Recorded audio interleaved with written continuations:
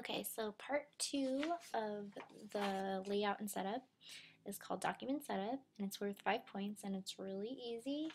All you have to do is open InDesign, which I'm waiting to load right now, and once it's open, let's see, come on. Oh, I've got the spinning wheel of death. Okay, here it is. So then you go File, New, Document, and number of pages is 4, and then the the the lobster one that we did was letter size at portrait orientation, or you can customize it so it's like a brochure. I know some people were doing that was a wildlife refuge brochure that's 4 by 8.5, so that means the width would be, and right now it's in points, but you can easily just put in inches, like 4 inches for width, and then it transfers it over to picas, and then for height it was 8.5 inches. I'm going to tab, and then I said at least 2 columns because you need that much to work with. I think I'm going to do 3 columns actually for this one, and then I think I'll leave the margins as is, and then for bleed and slug, if you don't see it, it's because you probably didn't hit the more options button. It toggles back and forth, fewer options, more options.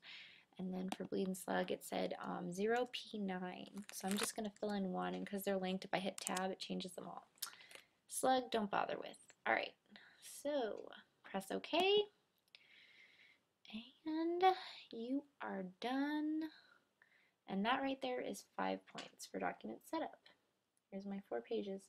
1, 2, and 3, and 4. Okay.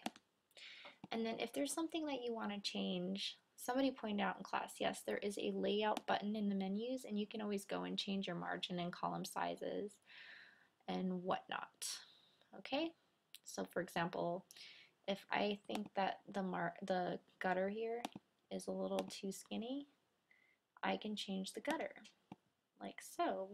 Just add this, hit preview, and see what it looks like before, after. Before, after. I think it's always good to have lots of extra space. So, and if I want to change the columns, I can make it, whoa, 7, that's a little crazy. I think I'll go back to 3. There we go. Anyway, so you can mess around with it later on. You don't have to be stuck with what you set up in the beginning. And hit OK. And that is done. Oops, I'm going to save it. Oh yes, very important. Once you've set it up, save it. Call it rkiely. And I'm going to put it where? Oops, this is not the right place. I made those folders on my desktop, so I have to find Final Project, double click, and then it goes right here. It doesn't go in the text folder, it does not go in the image folder, it just goes in the Final Project folder. Save. And just to verify that it's in the right place, I'm going to minimize this, look on my desktop, and it is in the right place.